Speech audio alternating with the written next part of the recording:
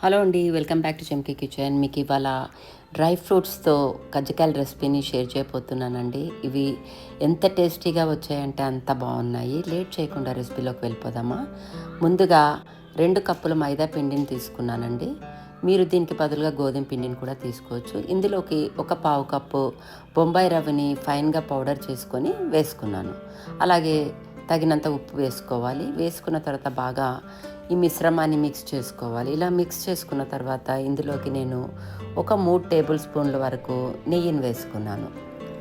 ఈ నెయ్యి వేయడం వల్ల మనకి చాలా గుల్లగా క్రిస్పీగా వస్తాయండి. దీనికి బదులుగా మీరు బటర్ అయినా నూనెనైనా కూడా వేడి చేసుకొని వేసుకోవచ్చు. ఈ విధంగా అంతా కలిపిన తర్వాత అందులోకి వాటర్ వేసుకొని మనము మెత్తటి చపాతీ పిండి ముద్దలాగా చేసుకొని ఒక అరగంట సేపు రెస్ట్ ఇవ్వాలి. దీంట్లోకి స్టఫింగ్కి మనము ఒక పావు కప్పు జీడిపప్పు, ఒక పావు కప్పు బాదాము, అలాగే పావు కప్పు పిస్తాను తీసుకొని నేను చాపర్లో చిన్న చిన్న ముక్కలుగా చేసుకున్నానండి. ఈ విధంగా చేసుకున్న తర్వాత ప్యాన్లోకి 2 టీ స్పూన్ల వరకు నెయ్యి వేసుకొని వీటిని మనము మంచి సువాసన వచ్చేంత వరకు దూరగా వేయించుకోవాలి. ఇలా వేయించుకున్న దాంట్లోకి ఒక హాఫ్ కప్ బొంబాయి రవ్వను తీసుకున్నాను. దీన్ని కూడా కమ్మటి వాసన వచ్చేంత వరకు వేయించుకోవాలి. అలాగే ఇవి వేగిన తర్వాత ఇందులోకి హాఫ్ కప్ తురిమిన ఎండు కొబ్బరిని కూడా తీసుకున్నాను.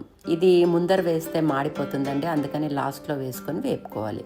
ఇలా వేపుకున్న దాన్ని చల్లార పెట్టుకున్న తర్వాత అందులోకి పంచదారని పౌడర్గా చేసుకొని నేను 3/4 కప్ వరకు వేసుకున్నానండి. ఇది వేసుకొని బాగా కలుపుకోవాలండి.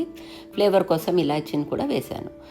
ఈలోపు మనము పిండి ముద్దను చూద్దామండి. చాలా మెత్తగా చాలా బాగా అయిపోయింది. దీన్ని మీకు ఎంత పెద్దదిగా చేసుకోగలిగితే అంత పెద్దగా చేసుకోండి. మనకి మరీ మందంగా ఉండకూడదు, అలాగని పల్చగా కూడా ఉండకూడదు. మనం పూరి ఎలా చేసుకుంటామో ఆ మాదిరిగా ఉంటే సరిపోతుంది.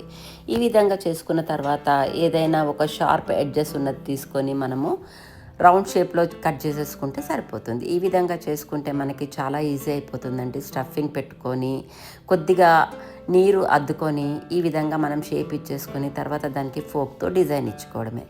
అంతేనండి. ఈ విధంగా మనం సునాయాసంగా ఎన్నైనా చాలా ఈజీగా చేసేసుకోవచ్చండి. ఎవరి హెల్ప్ అవసరం లేదు.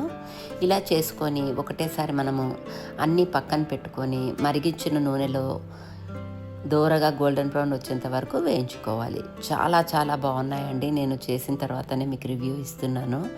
ఎంత టేస్టీగా ఉన్నాయంటే మనకి బయట వాటికన్నా కూడా అంత బాగా వచ్చాయి.